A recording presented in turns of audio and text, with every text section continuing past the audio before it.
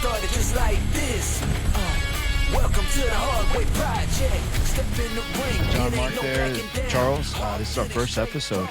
So we like to start as, no one's going to listen to us or watch us unless they know where we're coming from and know about us and kind of like us a little bit. And so I'll start with myself, how I got into wrestling. As a little kid, I'm 45 years old. So the 80s was my little kid where I got introduced to wrestling. Hulk Hogan was my guy, right? I was a Hulkamaniac. I'm not afraid to say that. Obviously later on in life, I realized that I still loved Hulk Hogan. I didn't really like Terry, right?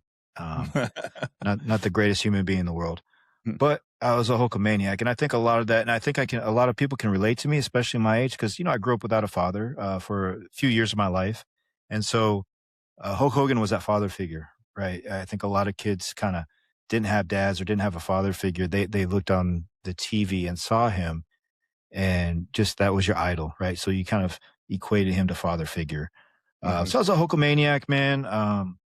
And I followed wrestling all the way until I joined the Army, I want to say, which was 1998. Joined the Army. And then, when you're in the Army, I know, John, you know this, you get busy. Right. And you don't have time to watch wrestling. You follow it, but you don't have time to watch it. So that's kind of how I really fell in love with wrestling. Obviously, we get to the WCW Monday Night Wars. That was peak. Peak, 100%. NWO, DX, those were that was peak. And I think that was my high school days, right? And it was the first time it was cool to be not the first time, but it was cool to be a bad guy, right? Yeah. And you're rebelling, you're in high school, you're doing the DX suck it or, the wolf pack, right? That was peak for me, and then, join the Army and, time flies by, you have kids, get married, things happen. You kind of lose track of, wrestling, it takes a back seat. At least for me, it did. But then, it came, and I know John Mark, you're similar to this. It came back to the forefront when my soldiers started talking about it. We were in Afghanistan, and my soldiers were literally we were watching. I remember this to this day, man. We were watching, and it was probably 5-year-old reruns of Raw. That's right. We had this little TV in the corner of our little tent there, and I just remember vividly to this day, The Godfather with his hose and just looking at that and just laughing my ass off. Yo, this is so ridiculous, but it's so good. So good. And, my soldiers were huge, John Cena fans. So that's when I kind of got back into wrestling. And then, we met in Afghanistan, years ago. And, next thing you know, we're just texting each other, wrestling. Wrestling, hey, what do you think about this? What do you think about that? And we're like, hey, man, why don't we just start a podcast? That's right. And here we are, So I think our podcast is, and we'll talk about it later, but I think there's a lot of guys in our age bracket that follow wrestling and it fell in love with wrestling again. Yeah. I mean, you mentioned NWO, DX, there was something about that time, Charles, the music was more complicated, right? The music, you remember how corny the music was in the 80s, right? Yeah. But now you're in the 90s and all the genres are becoming edgier. They're becoming a little bit more complicated. And I think that we saw the same across lots of parts of society and frankly, the business kind of followed suit. It was a reflection of culture. And all of a sudden people were cheering for the heels. Yeah. It was cool to be the bad guy, right? And I think Scott Hall, Razor Ramon, I think he was a huge influence on that. Yeah, that's right. So when you mentioned that, it kind of got me thinking about that time. It's that I remember who am I supposed to be rooting for here? As a Mark, this is kind of insane. But the story, but that was I agree with you, man. That was the peak for me, as far as I'm concerned. Just it ticked all the boxes. The athletes were good. They had a good look. They could wrestle, but the storylines were just the characters and the storylines were outrageous. And it was so freaking funny. You Yeah. know, Yeah. over the top. I loved it. Loved it. Absolutely over the top. John Mark, like what? I know you were a commander. You were an officer. I was enlisted. So enlisted guys were more of that wrestling, right? We're kind of like the more blue collar type guys as an officer. Mhm. Like, was that kind of just a question? Was that kind of like your officer buddies are like, dude, what the hell? No, it's not a big thing in the officer community. I mean, I think most officers like come from like middle class kind of backgrounds, kind of like me. And I think the ones from the South and the Midwest kind of grew up with it just kind of culturally. Okay. But I think the majority of the officers, I think, come from like the East Coast and out West. Um, and I don't think those guys really got into it as much. But like, yeah, occasionally you'd have a couple. I mean, for me, like Charles, you mentioned the whole thing about bonding with your troops over that stuff. And I had a very similar story to you. I grew up kind of in like a middle class family down in North Carolina, and I grew up in the territories when um, Mid South, um, then of course NWA, which was Worldwide Championship Wrestling. So I would be able to dial into the all the events that were running in Charlotte and Atlanta, the Four Horsemen and all Rock and Roll Express, that whole thing. That was my intro into wrestling, and I loved it. Yeah. Absolutely loved it, right? And Saturday mornings was like must see TV. Everyone says like Thursday with friends is must see TV. It's Saturday, right? And I got into WWE or WWF a little bit later because I too got caught up in Hulkamania, and I'm not ashamed to admit that today Yep. either, Yep. because you had to be alive during that time to understand like how big it was, right? Like it was such a cultural, like you said, it was just a cultural phenomenon. It was Totally. the first person who really bridged that culture gap between like you were in the local territories, right? Where it was, Right. it wasn't mainstream. That's right. Uh, And I remember watching WWF on, I guess it would have been the USA Network yep. at USA. home at USA, and I had Yeah. my mom and dad in there with me, and they were doing the promos as like they're running through the towns that the show was coming through, and they said Richmond Coliseum, Hulk Hogan headlines, and I just turned and just begged my parents to take me, man. And God bless it, they did it, man. They took me and my buddy to Richmond to go see Hulkster. Hell yeah. And I'll never forget it, man. It just kind of like, it just set me on a course. I went to a couple of like indie shows, like National Guard shows, and I love that too. And Yeah. I wish I had the posters from those shows because there's no telling who was performing. That was so Right. small at the time. But like you, when I went to the Army, I kind of like didn't really, I stopped, I was watching it all the way through high school, and then kind of got in the Army. I kind of fell out of it a little bit until I got to Korea. And it was my very first platoon, and all my guys were just complete wrestling fans. And this was during the time where Austin and Vince were beefing, Oh, heck that yeah. epic storyline, right? Yep. And they told me to come in and watch it with them. And I was like, I saw this crap when I was a kid. I'm not really into it anymore. And I got sucked into it, man. But the difference, one of the funny things about that was like the difference, I think, one different experience that you had and I had was that, when I go watch it with my guys, because we were in Korea, so we'd watch it like early in the morning, like before Right. PT, or, early in the morning on a Saturday. Um, I'd watch like this back and forth between Vince and Austin, and I'm like, it's playing on that freaking that story that everyone has, like, you hate your boss, Yep. right? So, And so I me was against like, the man, right? yes, Yeah. right. And it hit me. It's like, wow, I'm the man right now. Yeah, man. Are my soldiers going to start cutting promos on me and everything, and it was like, we bonded over that, and I got Yeah. sucked into it again because, Did they give you the side eye when you were watching it? they Vince gave came me out the and they would side look eye when at I would you. make really stupid Yeah. jokes, man. Yeah. Or I would also talk about the good old days when wrestling was good in the territories and everything. Like, Yeah. but they were completely like sucked into this world. And I can understand why, man, because it was every week something big happened. You were just taking on this crazy journey, and it was a great era. And just like you said, man, I just kind of stuck with it again.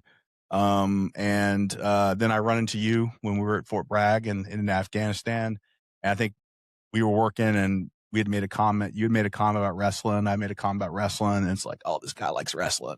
Yeah, I don't even know how it happened. Really, I'm trying to think. I don't remember. I want to say it was like in an exercise or something. It was like one of those late nights.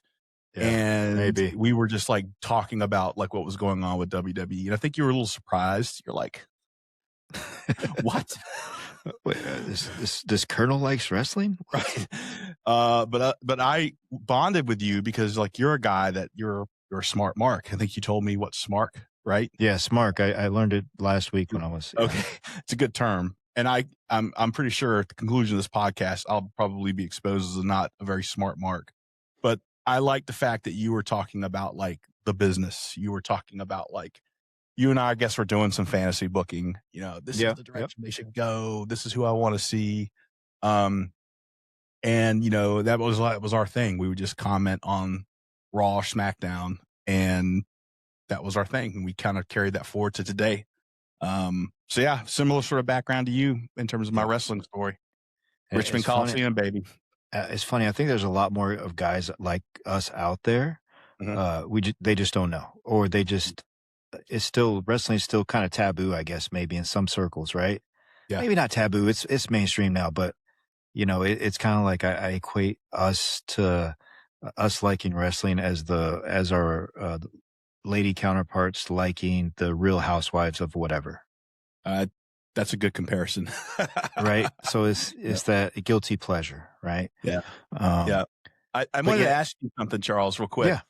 Did you ever, when you were downrange, did you ever see any of the WWE shows that came downrange? Did you ever get a chance to see any of those? I didn't. Honestly, man, like I said, most of my deployment, we were so busy. And I think that last one to Afghanistan that we were on together was the first time I got to see stuff because of my job. And they came through my boss's office. So I always got to see who visited us as far as, you know, actors and musicians and whatnot. But yeah, WWE never came through that last time. But I heard of them, right? Like, hey, you know, John Cena's going to be here, but you know, you're busy, man. And yeah, I didn't get to see the shows either, but I remember like one time, I think it was like I was in Iraq, and they were coming through, they were flying into the airbase where I was working. And I remembered them like landing and pulling the ring off. And like you, I couldn't go because I was so devastated because I wanted to go. Oh yeah. But they came walking through the headquarters. I got to see Rey Mysterio. That was pretty nice. And forget the other guy. I think Cena was there, but I didn't get a chance to see him. But I heard that WWE like bankrolled like all their movement out there. They paid for every single thing, like fuel to move the ring out there. I always thought that was kind of cool that they went out there and entertained the troops like that. In those shows, it's good stuff. Hell yeah, man. Hell yeah. So transitioning, so we talk about the good old days, right? Say the Monday Night Wars, peak wrestling, where it was a must watch every time. You were flipping back and forth. Fast forward to today. What we say that there's something missing, right? It's not the same, right? Yeah. And I think it's more than just back in my day, just nostalgia. I think it really is something missing. There's better athletes today. It's better production. I mean, it is being bankrolled by, you know, $1 billion publicly traded corporation. So production's there. The writers, probably 100 writers on staff, you know, all this support, but for some reason there's still something missing. You know, we're fans, we love it, but we feel like there's something missing, like something's not hitting our soul like it hit our soul back when, you know, Austin was beefing with Vince, or The Rock and Austin, NWO, you know, Hulk turning heel. That was huge. Like you say that, man, I can picture that in my head till the day I die of, you know, Hulk Hogan in the ring when he turns heel and they're all getting hit in the head with dang, beer cans, Mm-hmm. right? Like that. Yeah. Remember the guy Something's trying to just so climb into raw the ring? about that. Remember the guy Yeah, trying like to, he got the shit beat out of him. people, man, like that was just like a oh my god Yeah. moment, Yeah. And then Scott Hall, Razor Ramon, he gets hit in the head with a drink, and drink goes all over his hair, and he just slicks his hair back, like just in Yeah. one motion. He's like, he slicks his hair back, like it was so cool. But like, yeah, what's the difference, right? Like, what's missing? We don't know the answer to that, but we're trying to find it out. We're trying to find Yeah. out. Yeah. It's interesting. Like you and I talked about this when we talked about this project, which was we didn't want to be one of those podcasts that like was always complaining about the business all the time. That was picking apart every single little detail. Like you and I we have respect for the talent. We have respect for, and so we don't want to come across as, armchair wrestlers, right? That's not what this is Right. about. Yeah. However, as you said, there's so much to like right now. The athleticism is off the charts, man. Crazy, dude. I mean, like Penta. Look at Penta. Like he's 40 years old and he's doing like, jeez. oh yeah, Trick Williams, Williams. Penta. Oh my gosh, man. Like he explodes off my TV. Like That's right. electric, man. The talent, I think, is a much more diverse and better reflection of overall society, which is interesting because, as we mentioned, culture in society should be reflected in wrestling, and I think I love that. It's more international. As you will find this journey, I'm a huge fan of the Japanese wrestling scene, the hard style, and I love seeing like talent from other countries being put on the stage. These are all like good things that didn't really happen in my day with the territories with wrestling, right? Right. Like that, Wrestling. it was very much like tailored for guys like me, rednecks who wanted to watch it. Now it's a completely different thing. And as you mentioned, the production, everything. I mean, we don't no longer have to watch the big matches on pay-per-view. We can actually we do pay for it because of streaming services, but you understand what I'm saying. Yeah. Like, but if I were to point to one thing, and maybe I'll change my mind after we've done this, for a couple of years, hopefully. If I had to point to one thing, I would say, dude, it's the storylines, man. Like the classic storyline was like, there was friction, right? And then it just like that friction, they just kept adding fuel to the fire every single week. Right. And you that never knew friction, when that was going to bust, right? You never that's knew right. when that It pimple would was have going to bust. crescendo. It would crescendo. And then when you reach that like decisive match, right? Even in the context of the match, the psychology and the emotion within the match, you could feel the storyline being played out with everything that was happening in the ring. Yeah. And honestly, and maybe it's because I'm becoming old, I'm not feeling it anymore, man. What I'm seeing now is very spot heavy. It's very focused on like trying to get that big moment that can be captured on social media. Yeah. I just don't feel the pull of the storyline anymore. And I don't want to be cliche and say it's creative, but Right. I'm just not feeling very satisfied by it, if I'm honest. I think you're right. I think another thing that I was thinking about is just promos back in the day, right? They were off cuff. They weren't scripted a lot of times, right? Right. Austin 316, that famous promo, it was off the cuff. That's right.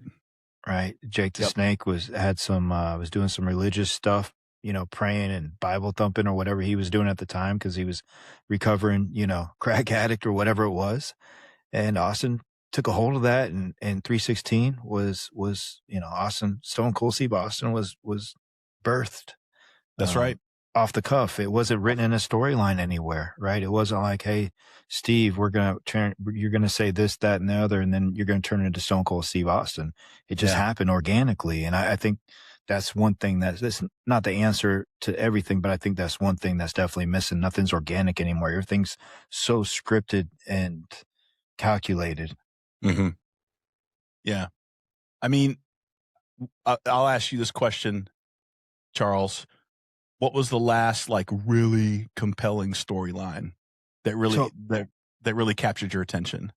so the 2-year run of Cody Rhodes and Roman Reigns, Yeah. when Cody Rhodes finally got the strap from Roman at WrestleMania, like I was following that story, and that story Mhm. had me hooked. I really liked that story, and it was kind of the Cody, the underdog. You could never get the belt, uh, and that was a good storyline. That was my last one. What about yours?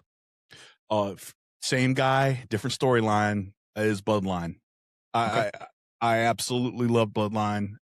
I first thing I do in the morning when if I missed it, check see what happened, right? And then go back to YouTube and watch the promos. I will never forget when they brought Zayn in, right? you know, and I was You like, never this knew is what where was gonna happen with him, right? I Whether they were mean, gonna, like, gang up on him or they were gonna accept him, right? right. I mean, but it hit on so many like real things about family. I don't pretend to know much about about, Samoan culture. I don't. But like what I thought I knew about Samoan culture, I thought I was looking at that like in terms of loyalty and Yeah. we kind of close ranks and now we bring this white dude into the family and I was like, boy, this is going to be friction. And it was. And I'll Right. never forget like that They one, played on it, it was they played smart. on it Yep. brilliantly. It was brilliant. And Zayn had the right personality for that role. And I'll never forget like when he and Uso were arguing in the ring and he said, "I don't give a damn what the what the tribal chief wants." And Roman Reigns rose his face up and looked back at Uso. But they did a great job of that, and it really had me hooked. It gave me a reason to want to listen, and I Right. still watch it. I still watch it because I love it, Yeah, yeah. you know. But if I miss it a couple of weeks, I'm fine. Yeah. And maybe it's not the first thing I check on my phone when I wake up in the morning because it's just not. That's just again. I love it. I love it. I'm continuing to pour money into it. Yeah, me too. I love the talent, but like I just would love to see better storylines coming out, and I don't know why. Or maybe again, you and I are boomers, and we're just like out of touch with Maybe, modern. maybe that's the thing too, right? That's probably one aspect of it. But you're right. And talking about storylines, it's like when you think there's a good storyline brewing, it just stops all of a sudden for no reason. Yeah, Like John Cena turning heel. Like mhm, what? Like John, they really fumbled that. big time. Like it doesn't make any sense how he went out. Like it makes 0 sense how he turned heel and then was magically like not a heel. Like, Right. Seth just Rollins kidding. had a knee injury, and then he doesn't have a knee injury anymore. Yeah, it's just like it doesn't make sense now. That Yeah. Seth Rollins knee injury, I liked it. I liked that angle because it reminded me of remember when Kevin Nash Mhm. had the he was in the wheelchair with he just stopped. Yeah, I Oh do remember man. that. Yeah, Yeah, man, and and it was so and I hilarious. love me some Seth Rollins, man. I do. I love the Chicago. Him and Punk came out of the Chicago scene. I like that. I'm not hating on Seth, but I was just like a little scratching my head a little bit, like, uh, okay, you know, They could but have done a lot more at that angle. totally, Yeah, totally, they could have really milked that like, tore ACL or busted knee, whatever it was. They could have milked that all the way to WrestleMania, I think. yeah. Another thing, Charles, too, that as we're talking, something that kind of came to mind, like like back in the day, like it wasn't even the mid card guys had good storylines. Yeah. Like there were multiple storylines at play that you could track. Like say Raw's coming on, you knew that there were like 3 or 4 different like story threads going into that episode, Yep. right? Even the Um, mid-card guys, yeah, and the thing is, I think a lot of them and just hearing them, we hear them being interviewed now that they're out the business and they're willing to reveal a lot more, because back in the day, it's all kayfabe. They're not gonna tell you anything. right, right, But now everybody has a podcast, pun intended, right? We have a damn podcast. Everybody's got a podcast and they're telling stories.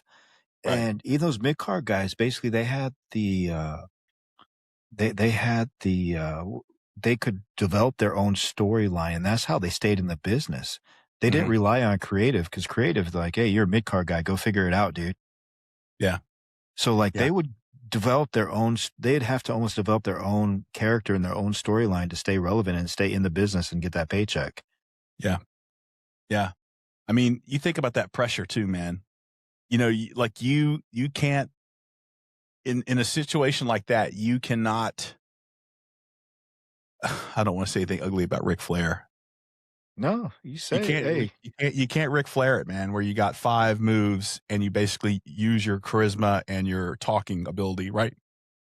it was Hulk Hogan too, you And know? Hogan too. Yeah. Yeah, once you grew up and actually looked at it, you're like, "Oh man, I really loved this back in the day, didn't I? What Right. was I looking at? What was I thinking?" But yeah, Right. And maybe that's it. I mean, maybe, maybe the business is no longer catering to guys like you and me, you know, and they're doing what they think that the next generation of marks is going to want.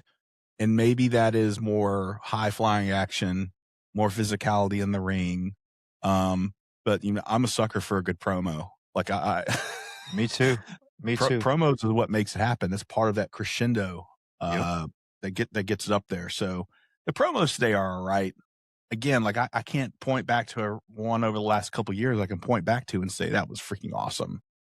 Yeah, like the long gone are the days of off the cuff where the Rock's just talking and Mhm. talking shit, Yeah. and you know, or Stone Cold or whoever that is, where they're just like on the fly, hey, cut a promo, you know, and the authenticity is gone, and that's Yeah. what's missing with the promos. You know, they're scripted. Yeah. It's not authentic.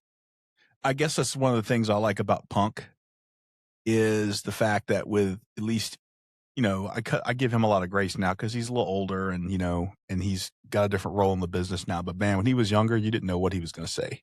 Yeah. And I like that. Every time he cut a promo, I always felt like I was on the kind of edge of my seat, even when he was saying things that were like rubbing me the wrong way or, Yeah. God, this guy's so full of it. I love Punk. But like, I mean, you never knew. And there were a couple of times, even when he was in AEW, where he would be talking. It's like, dude, is this Phil talking or CM Punk? Yeah. Yeah. And that, my friend, is a good promo when it feels like there's real heat, like there's a real tension. Yeah. And that's to me, that's what I love. Like when I turn it off, it goes, bro, I think that actually I take that back. I will say this. I will give credit to CM Punk and Seth Rollins for their promo they cut when I guess it was Netflix. It was Netflix first night when they had no, it was before that. They wrestled at Netflix's first night. It was the one that when Punk came back and they were in the ring and they were yelling at each other and Seth Rollins was telling him, it's like, you took off and went to the competition and I stayed back here and carried this freaking business. Dude, that was a good promo. Yeah. I think that was authentic. That was Like, authentic. He said that shit with his chest, right? Yes, he did. That was a good promo. I failure to remember that one. So I give those two guys credit on that. That one on the edge of my seat. Yeah, those are far and few in between, you know, like, and maybe it's just us nostalgia because my first promos are Coke filled rants, right? With Macho Man and Hulk and, just insane stuff, right? Cream of the crop and just, holy crap, man. Just just intense, right? Going all out. And then now it's scripted, it's more acting, so it's, it's two different things, Yeah. Well, there's always hope for R-Truth, right? R-Truth is always good for a good promo. Yeah. R-Truth right here, man. That's your man. What do you think about, and this wasn't even, we weren't even going to talk about this. What do you think about the, Unreal and the way Triple H, kind of answered those questions about R-Truth? Yeah. That was I don't want to spoiler alert for anyone who hasn't seen it yet. Yeah, that episode, I think it was episode 2 with the R-Truth. That one was tough to watch, man. Pulled at your heartstrings, right? Because we all love R-Truth. Totally do. And you think he was being honest? Do you think Triple H was being honest about that? I just kind of slipped through the cracks. The fact I don't have an immediate answer probably tells you enough of me thinks he was being honest about it. I don't want to like jump on the Hunter sucks train, even though he gives me lots of reasons sometimes to do that. Yeah. I mean, I have like at the end of the day, like that's a big responsibility, right? Is being the shepherd, you are the guy you have probably the most important job in the business, right? Absolutely. And it's a Like how hard much job, talent? I'm sure. Yeah, like Yeah, it's a how many talent does he have to manage? You know, oh 100, yeah, 150, something like that. So yeah. I give I give him as much grace as I'll give to anyone who's very wealthy, right? And has yeah, a good life. But oh, like, definitely. yeah, but like, I know he's got a tough job. And here's the other thing, no matter what he does, there's going to be a part of the marks that are always going to be like, this guy sucks, Right. Um, but I think because it was our truth and because he's so popular with the fans and I love the guy, I think that it almost made he healed up in that whole thing. And he Yeah. came out looking like a heel in that whole thing. What do you think? I think he was Triple H was probably being honest, where he just kind of like, okay, cool, man, we couldn't come to an agreement. Good luck, right? But I don't think Mhm. Triple H realized number one, the fans, how many fans just love the guy, Oh yeah. and the locker room. Triple H almost lost the damn locker room over that. If you look at like Yeah. the locker room was pissed.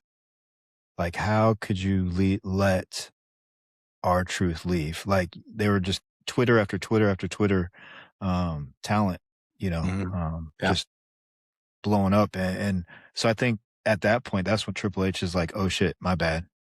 Yeah. Like, just kidding, dude. Like, let's figure this out. Yeah. Yeah. I didn't know how I was going to feel about Unreal when it first came out, but I'm not gonna lie, man. I binge watched season 1, Oh, like I in did one too, man. shot. One night. Yep. Yep. I did the same, man. That's It why I was texted good. you. I was like, dude, unreal. It was good. I think I'm on episode 3 of season 2 right now. But yeah, as you know, I'm also a mark for Rhea Ripley.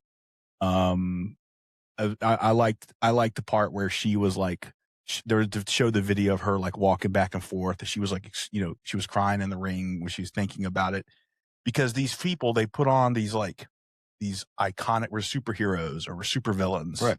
and we're these bulletproof people, but those are real people out there performing, and they have injuries and they have anxiety about their performance. Yep. And I personally believe that's, you and me are big into kayfabe and the curtain call into the business, and I'm not going to, that we can say that for another day, but I find the look behind the curtain to be very entertaining. Absolutely. So I think to a point though. I don't think there's some line out there you have to draw where it can't go too far. There still has to be mystery, right. right? There still has to be that. Yeah, there has to be that intrigue, that mystery. And I think Undertaker said it recently on a podcast that they went too far. Yeah. They Yeah. pulled back the curtain too much. Yeah. And he's obviously an old school kayfabe guy, like where me and you still thought he was a real Undertaker. Like, in the 90s, like, oh damn, no, he really is Undertaker. Like, and then the whole like devil worship thing, like I was like, oh shit, he's about to sacrifice Stephanie. Yeah. God, what a character, man. What a character. Yeah. I mean, So, and that's the thing, man. It's like and I think maybe like we talk about like the importance of kayfabe because it's the whole like mystery, like you don't know what's going to happen. Right. But now that the curtain, now that we've kind of opened up the curtain to the fans and to the world to see like what's going on, and this is sports entertainment, that's probably why they have to focus on spots, because when you lose the kayfabe to that degree, you can't put together a compelling storyline because the mystery's gone. It's like going to a hockey game and knowing the score ahead of time. yeah, right. That's a good point. And so maybe that's now why they've kind of pivoted towards spot moments and doing things like Unreal and doing a lot of like fan fest type things where Right. because they have to, because if they don't, no one's going to come watch the stuff. Right. If we go back. So And I it's don't know. publicly traded company now, so it's what the investors want, right? And yeah, man. And let's talk about those prices someday, brother. Someday we need to talk about those prices, man. You saw what the Raw in San Antonio tickets. So everybody doesn't know, I'm in San Antonio, Texas. John Mark's in DC area. And so Yeah, crazy. It was like just for Raw, but these were good tickets. These were on the floor, but I mean, we're Mhm. talking like I think it was like $1,500 a ticket Yeah. for Yeah. Raw. Like kidding me? No way. No, no, no. And full transparency. And Charles can laugh at me. Everyone can laugh at me. I paid a ridiculous amount of money to go watch Cena's last match here in That's DC. worth it though. Man, it was such a disappointment though. And it has nothing to do with the fact that Cena lost. We can talk about that another day. Yeah. I can show you some pretty cool. I mean, it was a cool experience. It was history, and but I walked out feeling, well, I'm dumbass for spending all that money on that. Nah, man, it's a memory, dude. You can't put a price on memories. Come on. So, cool, man. Yeah. So what's up next? So on to the Royal Rumble, right? We are doing this the day before the Royal Rumble, the Friday before. What predictions do you have? Like, what do you want to see on the Royal Rumble? I'll let you go first this time. Okay. I'm wearing my Royal Rumble hat I got from 3 years ago. We had the Royal Rumble here in San Antonio. Mhm. Cody Rhodes won it. It was amazing, and just nostalgia, right? Well, it was nostalgia for me because it was 3 years ago, right? But I'm in San Antonio, Texas, close to Houston. Booker T came out. Oh yeah, it's his hometown. That's right. The pop, Yeah. like it was insane. The biggest pop I've ever when can you dig it, sucker? Dun, dun, dun, dun. Man, Awesome, just man. it exploded. And of course he got thrown out in like 30 seconds. It was hilarious. It's like, oh man, we knew Booker wasn't gonna win the Royal Rumble. He's like 60. But just to see him come out, man, it was awesome. Yeah. But this year's Royal Rumble, man, I really don't know. Like, it's so up in the air. There's no real big storyline unless I'm missing something. Like, there's Yeah. no big storyline. Like 3 years ago, it was Cody Rhodes because you wanted Cody Rhodes to win it so he could wrestle for the championship, right? Yep. Everybody was like rooting for Cody Rhodes. He was the underdog. He was the good guy, blah, blah, blah. And then like, what was it last year or the year before? It was Uso, right? Jey Uso. Mhm. That's right. Because Jey Uso and Gunther had that, their thing. So everybody was rooting for Jey Uso so he could wrestle for the strap, the heavyweight. And so those were the big storylines going into the Royal Rumble, which obviously was going to go into WrestleMania. I don't see it this year. Maybe I'm missing something, man. I'm kind of with you. One thing that bugs me about Royal Rumble and bugs me about WrestleMania, all these big shows, I understand why they do it. And I love big superstars just as much as the next guy. I love me some Roman Reigns. I love Brock Lesnar. But these guys don't work on a week-to-week basis who make an appearance at Royal Rumble and like carry out Royal Rumble. It bothers me as so I'm excited to see Roman coming back out, I'm excited. What if Roman wins though and brings back the bloodline? I mean, okay. That'd be epic, right? Then I'd be happy with that, I guess. But there's part of me that wants to see LA Knight win. And here's a couple of reasons why. I don't know. I think they've tried to push this guy from time to time. I don't think he has gotten where he wants to get. Maybe he hasn't gotten where they want him to get. I feel bad for spoiler alert, poor LA Knight and the thrashing he took from Triple H backstage at the gorilla position after an Unreal, It made him look bad. I'll be honest. It made him look like just an idiot, like a meathead. Like, dude, what are you doing? Yeah. Yeah. I mean, so part of me wants to see a guy like him win the Royal Rumble, but I recognize the fact it's probably not going to happen. I think it's going to be one of the big names that's going to potentially win on the men's side. I would love to see Roman Reigns come back and be more active on a week-to-week basis. I would love to see that because I think there is some really good character development with guys who were in the bloodline or are attached to the bloodline through blood, which I think could be really interesting and take this thing to the next level. So I wouldn't be surprised to see Roman Reigns take it. Yeah, no, absolutely. And, my guy's Jacob Fatu. I think he's white hot, man, and he should have been white hot for the last couple of years. For whatever reason, he didn't get the push earlier than I thought he was going to get. Yeah. Because I think he's a great heel, man. He's scary. He's explosive. I think he checks most of the boxes for a heel, you know? Yeah. Um, he's super powerful. Like when he's in the ring, you know it, you know? Right. I will say that I do hope that CM Punk retains the strap through Mania. I would love to see CM Punk main event second night of Mania. And I'd be kind of intrigued by an LA Knight CM Punk matchup in Mania. That would be kind of cool because there's history there. And they could build something kind of cool off of that.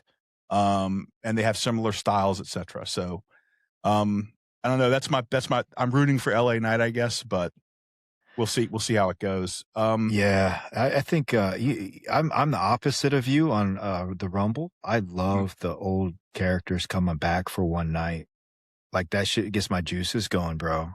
Like to see Brock Lesnar come out, and we know they're not going to win. You know you're going to get tossed out in 30 seconds, like you know, like Booker T did 3 years ago. But like I don't know, man. That gets me amped up because it's like a mystery who's going to come out, right?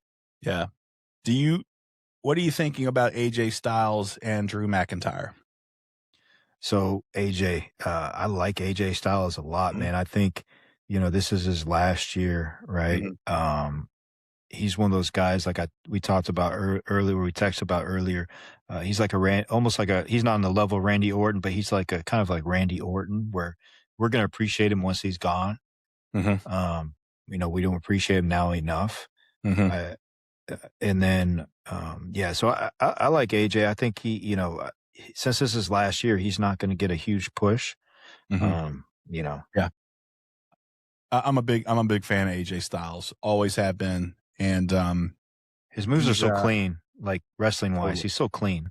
Yeah, he's good at what he does, and he's just he seems like a great guy, and I don't know, I like the guy, which is interesting because I guess we saw the heat with Gunther and AJ Styles after the Cena match, right? Where AJ kind of got in his face and telling him he was classless.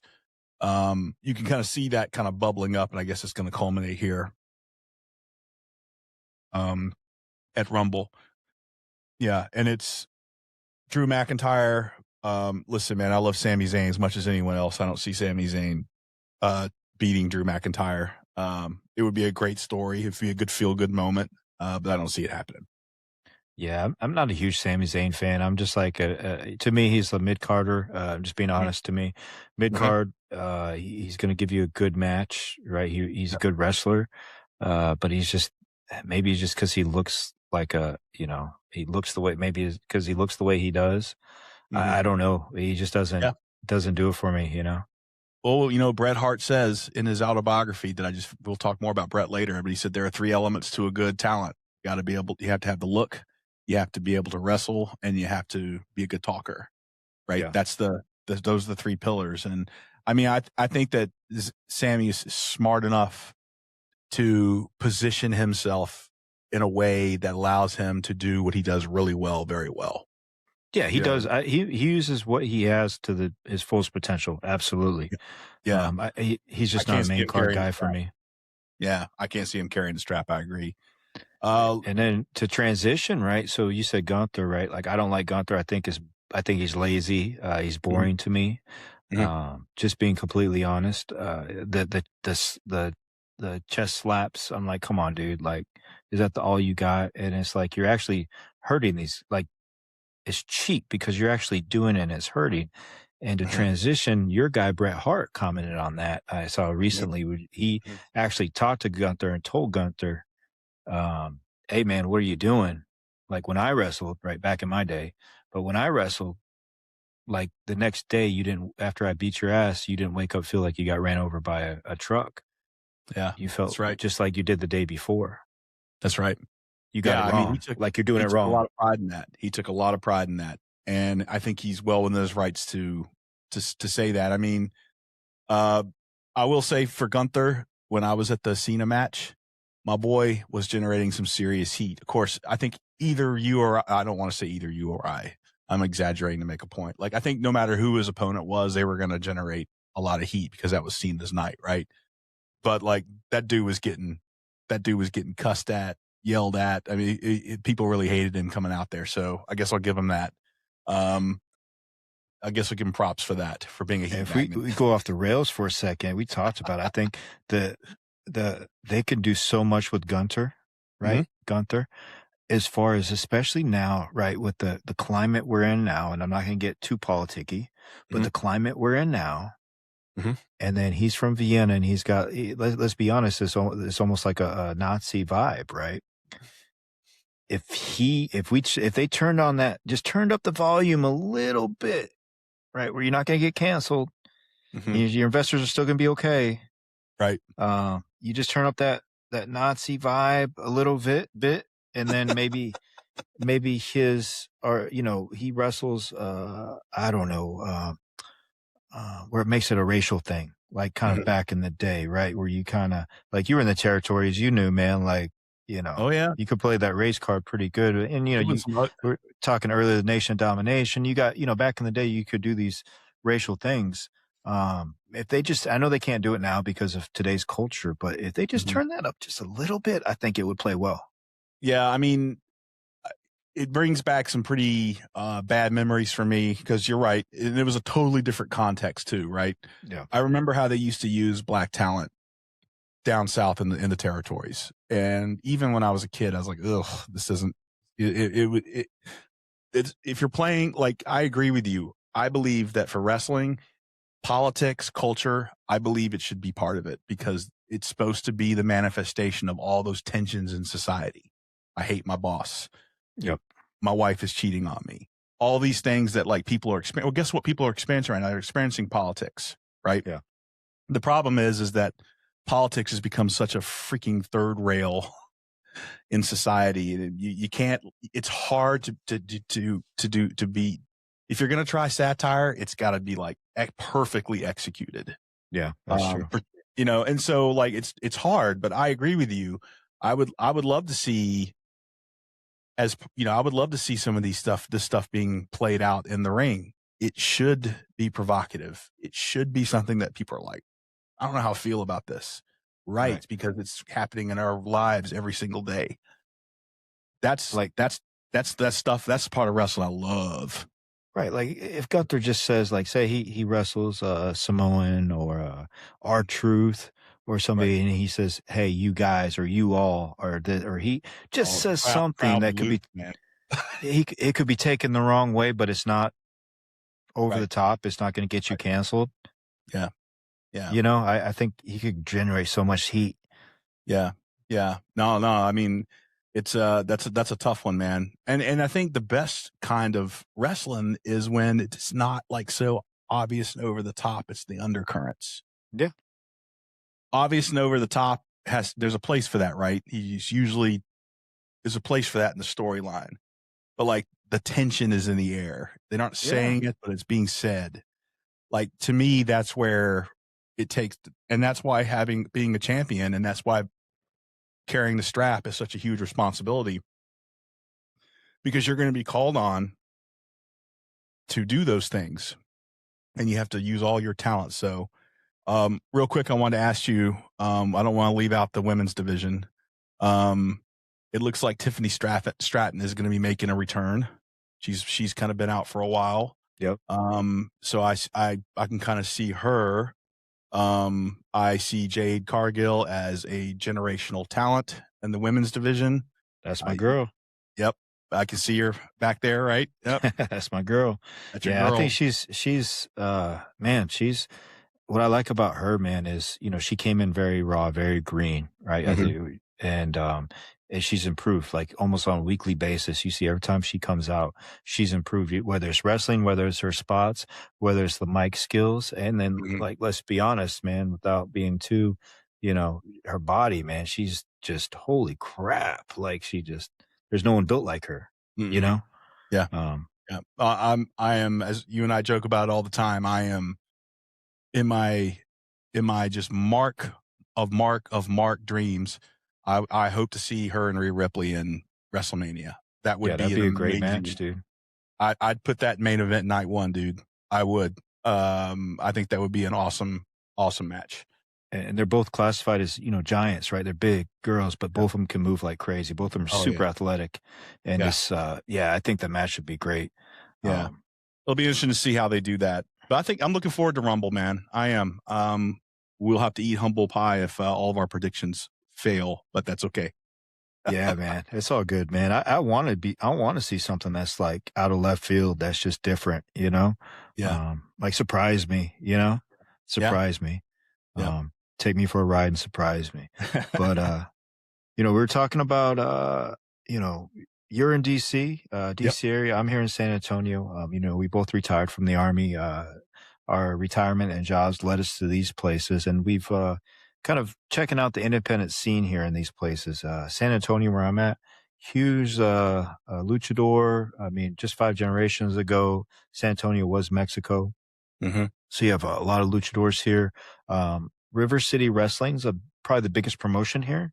They have their Rumble coming up February 15th, so I got tickets to that. I'm looking forward to seeing that. I haven't been to independent promotion in 30 years. So I'm super excited, and I'll report back on that, but super excited just to support them and see it. Like I said, I got a front or second row ticket right next to the ring for $40. What are you expecting? Like, when you think about going to an independent event down in San Antonio, you have like expectations for you go in. Like, what is it you hope you see while you're there? Just honest, good wrestling, right? Like good wrestling and just to be entertained. I think, with the independent circuit, and we talked about this as similar with the territories, or even back cable days like WWF golden era. So now everything's on cable or stream, and so there's this big storyline that everybody's following or trying to follow, right? And we can follow it. We can go back and watch it anytime we want to catch up on it. With the independent, they can't keep on the storyline because there's no consistency when they're wrestling. People really don't follow it like that. So you got a mark like me going in for the first time. If there's this big storyline that they're doing that I don't know, I'm not going to be entertained. I'm going to be put off, sort of. I'm going to be like, what's going on? Like, I'm confused. Yeah. Right. So I think every time as a live performance, they have to nail the performance art of it and almost get the cheap thrills like they did back in the day. I'm not saying they need to cut themselves and bleed and do crazy stuff they did back in the day, but get some you need those cheap pops. I think, you don't have those long storylines. And I think that's, I just want to have fun, man. Honestly, just have fun. I have really low expectations. I just want to have a good time, man. Have a couple beers and have a good time. That's a good point, man. Like, you're right. When you're an independent, you're not on TV, and so it's impossible really to develop storylines or to develop characters because you don't have that. And so that's a place where you go in there, you do want to see good spots, right? Like that to me, but like when you have the advantage of like having a global brand and you're streaming and you can watch this stuff 24/7, it gives me even more reason to say like, man, there's no excuse for not having good storylines. Absolutely, man. Absolutely. I understand. So what you're wrestling, we talked about it briefly before the podcast. So there's a couple wrestling promotions close to you that are African-American wrestling promotions. I don't know. I don't know anything about this promotion. I did some research for it, this week, and it looks like it's a Fight Club Pro Wrestling. And so I did a little bit of research, and it looks like it's a promotion that puts that really showcases black talent, which is very intriguing to me. It's not something that I've ever seen or witnessed to gone to a promotion like that. So they are going to be here in the DC area, in Cheverly, Maryland, on February the 22nd, and I will be there. I will go. I'll probably take my old lady with me. She might get a kick out of that. That'd be fun. Hell yeah. So I'm looking forward to doing that and learning more about the promotion. We should follow those guys on Instagram and maybe even give them a shout out. Absolutely. So I'm looking forward to seeing that. Again, that is something that I've never experienced before, and I want to check that out. I've also noticed as I'm looking at the lineup here in the DC area, and I don't want to. I'll just tell you what the names of the promotions are. I'm not going to characterize the talent, but it's called Little Mania Media. Sorry, Little Mania Midget Wrestling All Stars. So that's a promotion. There's one called Midgets with Attitude at Midget Mayhem Wrestling. So these are obviously promotions that are promoting little people, which The MWA. You don't know about the MWA? I don't. What do you know about them? I know about the NWA, not the MWA, though, right? So yeah, I'm looking for. I'm going to check that out too as part of our experience. Try to learn about different types of styles of wrestling. I plan on going. I've never researched it, done anything on that, to be honest. So I don't know much about it. So I'm going to go check it out and report back what I find. But that's one of our goals here is we're going to try to put a spotlight on kind of local promotions or East Coast and Texas promotions that on the independent scene. We just don't want to make this the WWE hour. Yeah, no, absolutely, man. I think, and a lot of those guys, and I see it and you see it, those guys now, they've came through the independent scene, right? Here at River City Wrestling, I was just going on the Instagram and stuff, and there's all kinds of WWE talent, that go back and forth with them. So, I'm just really interested in, just like you said, you asked expectations, really no expectations, man. I just want to have a good time, man. Drink a couple of beers, see some people getting thrown around and wrestle, and get the crowd amped up, and maybe a little bit of time. Maybe a little bit of juice. Maybe, right? Maybe. Yeah, man. So, one thing we want to do every week, or every podcast, I should say, is we do a deep dive on a wrestler that we're familiar with. It could be an icon. It could be just an obscure wrestler that we remember from the 90s. It could be a current talent. But this week we want to do it on Bret Hart, right? Yeah. One of the greatest, right? Mount Rushmore, the Hitman, right? And I know that's John Mark's favorite wrestler. Definitely he's not my favorite wrestler, but he's up there, right? Mm-hmm. I think he's probably the best, technical wrestler ever by far. Mm-hmm. Yeah. Go ahead, John. You got what don't we know about? I know you just read his autobiography. What don't we know about Bret the Hitman? Yeah, man. Big fan. The best there is, the best there was, the best there ever will be. The master of execution. I think the thing that his autobiography is very good. It's good. I mean, people say, "Oh, it's a good wrestling book." It's a good book on its own. It's a really interesting look at a guy and his journey that's very different than anything that you and I have ever been through. And he's a very complicated guy. He's not the real Bret Hart. I guess that's the first thing I'll say is, like, for me, he was the first superstar who was the guy that he was. He was Bret Hart, right? Yeah. Like he didn't have like a gimmick name. Like he was Bret Hart. And I thought about that. I was like, that's true. And I tried to think about like even Ric Flair, that wasn't like his government name, right? Right. So, to me, I thought that was cool. He came from a wrestling family. And when I say he came from a wrestling family, he had 12 siblings. He was a family we had 12 brothers and sisters, all of them either through marriage or through actual wrestling, were wrestlers. They were a wrestling family. His dad was a promoter of the Calgary territories, the legendary Stu Hart. His stories of him down in the dungeon, stretching guys out. Yeah. God, the screams of agony and pain coming out from back there. He really like taught like submission wrestling and taught these guys how to wrestle a very technical style. And I love that. One thing about Bret that I think a lot of people don't know is, and maybe they do know, like, this is a man with a lot of pride. Like when he was coming up, he felt a very strong duty to his family, to his father's, business, the family business, representing that, like, and not only with the way he conducted himself, like inside and out of the ring, but also the way he performed in the ring. And I think a lot of the very positive things that people say about Bret Hart is kind of a reflection of that. What's interesting to me was when his story of how he got to WWE, because Vince bought out Stampede, took the TV rights, bought the TV rights to Stampede, right, as part of his consolidation of all the territories. And Stu said, like, well, you're gonna have to hire some of my guys, right? And what was interesting is like the guys, I don't want to be, but I don't want to put out stuff that's not true, but like Brett was one of them, obviously. Jim Neidhart. Yep. They would later go on to be the Hart Foundation. And of course, Davy Boy. Yep. And the Davey Boy Dynamite Smith. Yeah. Davey Boy Smith, Dynamite Kid, right? Yep. Like those were the guys that went with him, and they put him to work. And so this is interesting. So Brett went from a situation where in his territory he was carrying the strap, like he was the guy. He was like, everyone knew who he was. Then he goes to WWE, and he's kind of. It took him a long time to kind of, to get over in the WWE. It was a completely different type of promotion than what his dad had.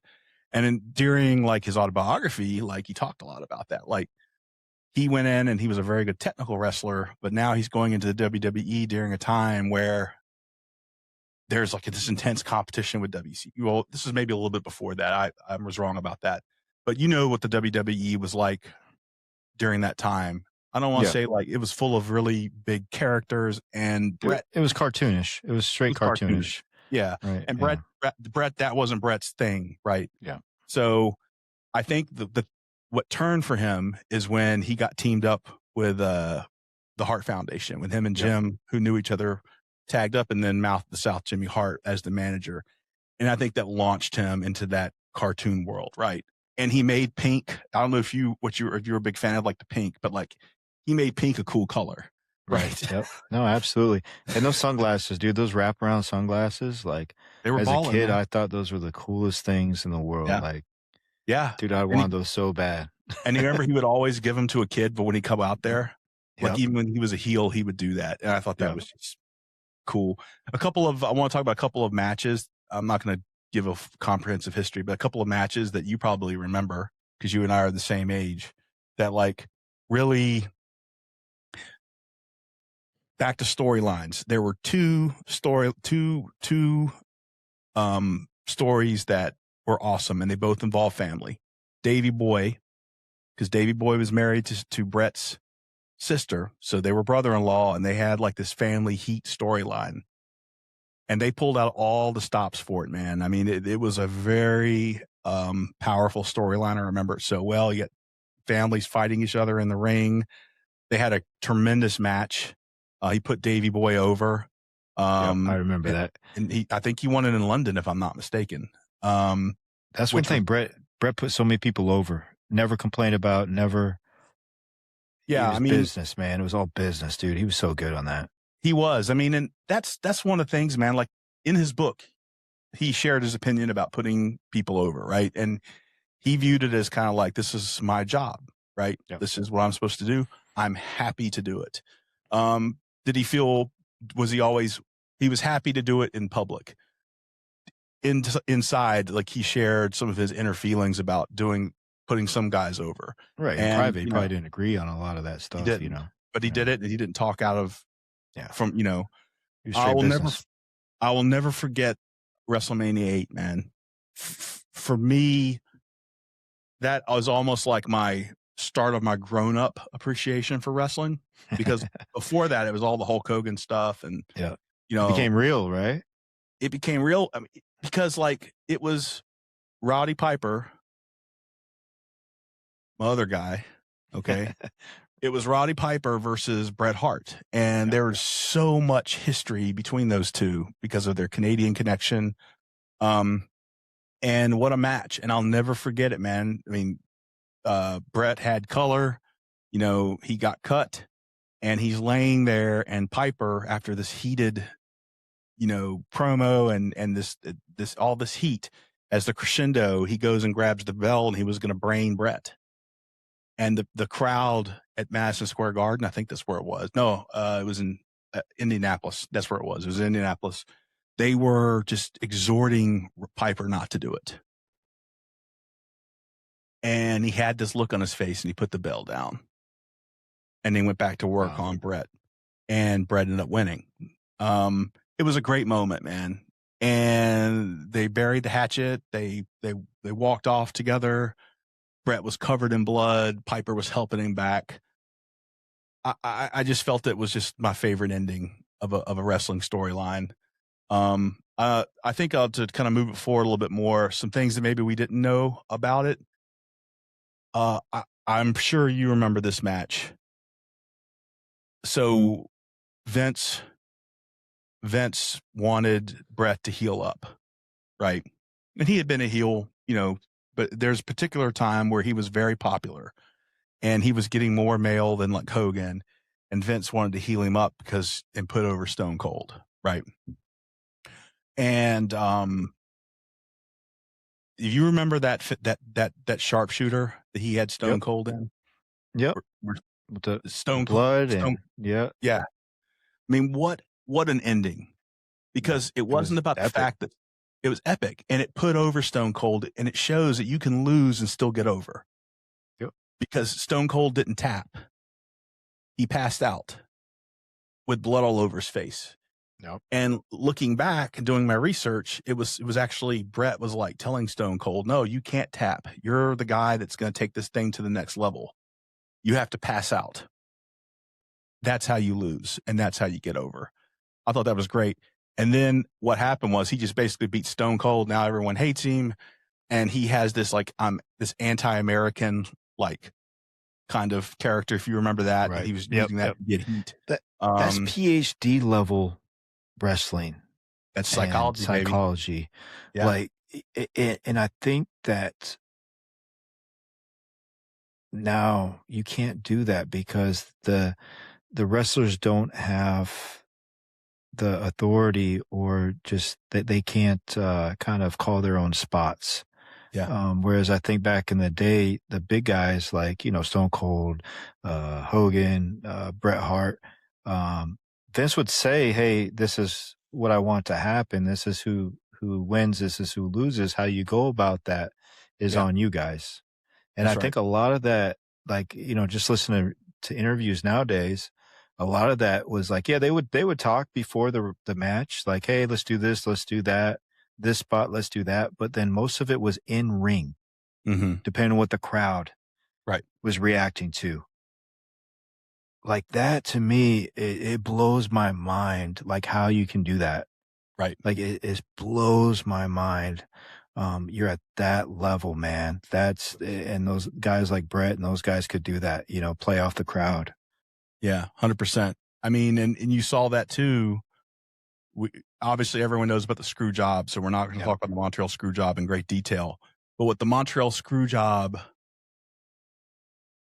taught me a couple of things, and he does a great job in his autobiography of talking about things. And of course, but a lot of people remember there was a documentary that was actually being live filmed during this whole thing, where the conversation between Vince and Brett was being recorded. I mean, it was freaking amazing, like the level of deception, and just and it deeply hurt Brett.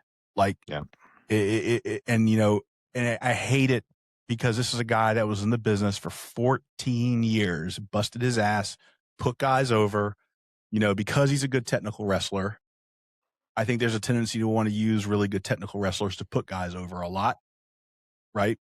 So he was a superstar, but and I agree he's on the Mount Rushmore, but he doesn't come on the same, people don't say Bret Hart, they say Hulk Hogan, or they say Stone Cold Steve Austin. Yeah, people don't put him on. He's probably in the top 10, but people usually don't put him on the Mount Rushmore, right? That's right. They put Rocky on there, and those guys are all deserving of being on there. They're absolutely all deserving. They are. But like, I was going to say it reminds you, right? That's the business, right? Mm-hmm. It reminds me of our journey with the Army. Mm-hmm. Did 21 years. You did more than that. At the end of the day, the Army owes me nothing, and they're going to give me nothing. Like I can love the Army all day, just like Brett loves the business, but the business will never love us back. That's so the true. Army will never love me back like I love it. I'm just a cog in the machine, brother. Yeah. And I think once you realize that, and I think Brett probably realized that after when he went to WCW, he's like, all right, it's straight business going forward. Yeah. Life gets easier for you. Yeah, 100%, man. And another thing, that's so true. And you want to fold in another military thing. What the Montreal screw job really reinforced the role of trust. I mean, I'm not going to, I can't bury Shawn Michaels if I tried, but I'm not going to shit talk Shawn Michaels too much because to me, it's still very debatable, like what his role in the whole thing was. I think, I'm not going to litigate that here, but Shawn Michaels cutting that promo before the Montreal Screwjob where he was hinting at infidelity, right? Yep. That was terrible, right? Yep. Like he had no business doing that in the ring, going into business for himself, bearing Brett, that, and of course, Brett it was messed up, dude. It was fucked up. Yeah. In the locker room afterwards, right? Because Brett was a family guy, man. He wasn't out there, yeah. And then of course, like what happened in the ring in Montreal, trust, like being on the same page and doing things that you're supposed to do. Because when you're out there and the cameras are rolling, you're out there in front of the world, and you have to trust that man or woman who's standing in front of you in that ring that they're going to do things the way they're supposed to do. And to me, like that's something we preach in the military all the time, right? Like you're being told to go forth to do something that is extraordinary on the worst case, and you have to 100% trust the people around you. Right. Don't ask questions, just trust. That's right. So, to me is the heartbreaking thing. WCW, I'm not going to talk too much about that because he had some moments there, like he carried some titles, but I don't feel that he was at his best there. And I think in the book, he pretty much agreed with that. And then he retired, and he's now probably living a life of physical pain. And I guess he got into the Hall of Fame, and I guess he and Shawn have buried the hatchet. Yeah. Which Goldberg never. So let's talk about that. I missed that match. I was deployed. Did you see that match? I didn't. I did not, man. Obviously, we've seen the replay and we've seen it all over. And but Goldberg kicked the shit out of him, man, right in the head, man. Like, God dang. Yeah. It's crazy. Goldberg lives here in San Antonio, or he lives in Bernie, Texas, which is the suburb of San Antonio, but he lives probably like 15 minutes away from me. Yeah. I see him in a Walmart. I think I told you, I see him in a Walmart a couple of years ago. Which is funny. Yeah, I didn't say anything to him, man. I'm not that big of a mark. We're like a grown man coming to you. Hey, man, can I get your autograph?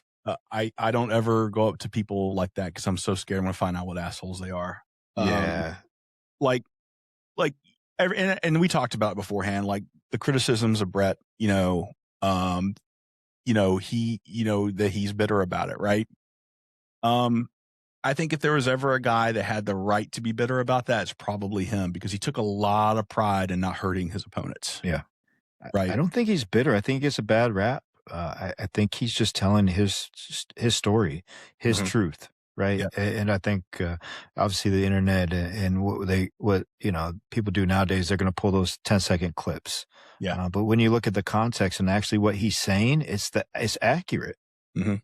Right. And he still gives wrestlers props nowadays. I mean, you don't hear that though when he's talking, giving wrestlers props. You don't hear that, but when he says something about Gunther or says something negative, obviously that's going to be echoed, and it's going to be Brett's bitter again, and I think he just gets a bad rap for that. Remember when that fan attacked Brett in the ring during his Hall of Fames? Man, craziness. If you're a fan, what did Stone Cold? He said in a way I can't say it. He said he was talking about fan invasions. I guess it was him and Triple H. They were having a match. And I saw that one where that fan came and they stomped the shit. Triple H stomped, drilled that guy. Like, bro. And they took down Brett and his girl. Like he took him down hard. Like, first off, how crazy are you that you're going to take out? I mean, that you're going to. And he was surrounded by wrestlers, and they beat the shit out of him. It was so fun. As Stone Cold said, "You can kiss, you can cuss, spit, do whatever you want, but the moment you come into those freaking ropes, brother, you are open season." Yeah. Man, no, I think Bret Hart, man, he's just undervalued. He's not on the Mount Rushmore of a lot of people. Why that is, I'm not sure. One thing I was surprised by, and I'm not the moral police, so I'm not criticizing, but it was he wrote about in the book very openly what the struggles that was the infidelity. right? Because I always saw him as like this family man, right? Family Like, Guy, right? Yeah. family guy. And, the guy spent a lot of time out on the road. He had women throwing themselves at him. It's easy for me to, I wouldn't do that. That's not the choices I would make, but it kind of gives you an appreciation for, kind of like how much time those guys spend on the road, how much time they spend away from their families. He was very open about it. He talked about all his escapades while he was out. That was a little bit surprising for me because I always thought if he didn't do that kind of stuff. Doesn't change my opinion of him, but I tip my hat to him for being honest about it and talking about Absolutely. And we all have our vices, man, whatever that is, whether it's women, drinking, gambling, whatever that is, everybody's got a vice. And especially being, you're a rock star, man, and you're on the road 300 days out the year. Mm-hmm. Yeah. Hey, it takes a strong man not to, not to partake. Yeah. And he also talked about steroids. He talked about steroids. I don't want to say something that's factually incorrect, so I'll steer clear. I think he said and apologies if I get this wrong, and I will correct the record if I did, but I think he said he took it one time, I think to help him recover from an injury.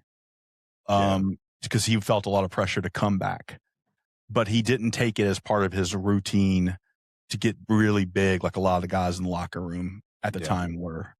And so he kind of talked about the role of steroids in the locker room during that era. And you knew it. The guys got the way that as big as the guys were.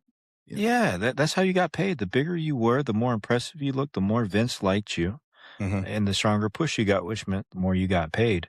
It was kind of like you equate to baseball, right? Like back in the 90s, Barry Bonds, okay, if I hit 40 home runs this year, my salary is going to be 10 million. But if I can crank out 60, my salary is going to be 20 million. Yeah. Oh, and they're not testing for it? Sounds like a no-brainer. Listen, man. Not hurt anybody but yourself, Listen, man, I don't like the guys doing steroids in wrestling or baseball because I do think it's dangerous. I'm not going to lie about it either. The era that was the most exciting to me for both baseball and wrestling was in the 90s when they were all juicing up. Absolutely. Juice to the gills, bro. Like juiced Batista. Oh my God. Jesus. Yeah. So, yeah. I guess the last thing I'm on Stu, I'm sorry, on Brett, just real quick. He's also a really good, drawer artist. Yep. I've heard that. Yeah, and so he what he used to do was he would basically draw cartoons that showed some of the storylines that were going on, or he would draw cartoons, caricatures, ribbing his colleagues in the locker room. And he told this cool story about how on Andre's last match, he gave him this cartoon that he drew of Andre basically carrying all the other talent, carrying the business, right? And he said Andre was genuinely touched by that. Yeah. He loved it. And he had all the wrestlers sign it. So I saw a documentary about Brett as I was preparing for this, and he showed some of those cartoons. They were amazing. I'd be kind of interested to see if some of his work he ever sells someday, because he's very cool. Anyway, that's Brett. Brett Love Fest is over. He's my man. Yeah, man. There you go. That's the Brett deep dive. Next time we'll pick somebody else. Yep. But Charles, I think do the next deep dive. All right. Well, all right, man. I have to get to work, man. I would say my favorite, probably wrestler, is Scott Hall, Razor Ramon. So we all know him. We could do a deep dive on that one, on him. I can't wait to hear it, man. I can't wait to hear it. My cheese mouth. Are you going to have a toothpick in your mouth while hey, you're man. Hey. That was my dude, man. He was so cool. He was just so cool, Yeah. But yeah, bro. So going forward, man, what this podcast is going to be, man, we're going to do what we did just now, and we're going to change it up. We're going to get some people on the podcast as well. Maybe local talent. I know we both know some people, have some mutual friends with some, people that I guess were in the business back in the day that, just a little teaser, teaser to people that were in the business in the 90s and 2000s, maybe not talent, but we're in the business and have some pretty cool stories to tell. So yeah, we work to get some people on, and then we're going to talk about how kind of wrestling, what's missing today, how I think it's in fourth or fifth gear, but we can take it to sixth gear, and how can we do that? And then also kind of how these stories and wrestling kind of, we're both veterans. A lot of this stuff is really, it relates to military and like kind of our military journey. It goes hand in hand, and we can just see a lot of parallels there. Yeah. And real life, right? Real life parallels as well. Even though it's kayfabe, there's just real life parallels that I think we could draw and that I think there's interest to people. And Charles, can you tell us a little bit about the charity that Oh yeah. we're supporting too? Yeah, so any proceeds we make on this podcast is Pause for Purple Hearts. What it is an organization. Me and John Mark are both dog lovers, and obviously Purple Heart veterans. They were wounded in combat, and it's an organization that basically trains service dogs and gives service dogs to service members that need service dogs. And whatever their case is, whatever type of service dog they need, they will train that and give that to that veteran. So, I think it's a great organization. There's a local chapter here. I researched there's also a local chapter in your area as well. So, anything for the doggies and some Purple Heart veterans, man, I'm all about it. Yeah. And just as a quick reminder too, to everyone, Charles and I are just getting started here. We've got a lot to learn. We highly encourage you, if you heard something on here that you disagreed with, you don't like, or you agree with, feel free to comment below. And please like and subscribe if you like our vibe. We love the feedback. It helps us make a better product. Both of us have paying jobs, and we do this as a side for fun and love. And we want to make this something that's like useful, entertaining, to our people. So just let us know. Yeah. Deep dive recommendations. If you want us to talk about something, put it out there, and we'll be happy to take it on. Absolutely. And I think our battle rhythm going forward is probably once every other week. Yeah. Yep. And then Next week we'll be able from to there. talk post Rumble, post Raw, and SmackDown, and then our local Saudi events as Arabia. well, I believe. Yeah. Maybe Yeah. if it depends on when we do it, but I would like to talk about, our local events, my local Rumble, and Yes. I can't wait to hear about that. Yeah, no, good stuff, man. It's our first one. It's in the books. All right. Let's go, man. Let's go. Let's baby. crank these out, man. So good stuff, John Mark, man. It's good seeing you, man. And good luck with the car and everything, brother. Yeah, I'll deal with that tomorrow. All right, my brother. All right, man. Yeah. All right, talk soon. Bye. Peace.